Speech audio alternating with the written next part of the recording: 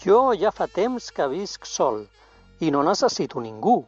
El que passa és que al vespre, quan arribava a casa, em sentia tan i tan sol, sabeu?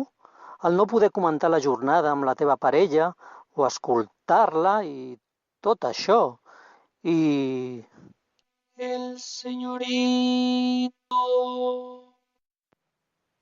Haig d'ajustar el to i l'idioma perquè... El senyorito... Aquests robots d'avui en dia s'han d'ajustar perquè si no poden haver accidents o poden ser grollers i menyspreables. A veure... Com ha anat el dia, carinyo?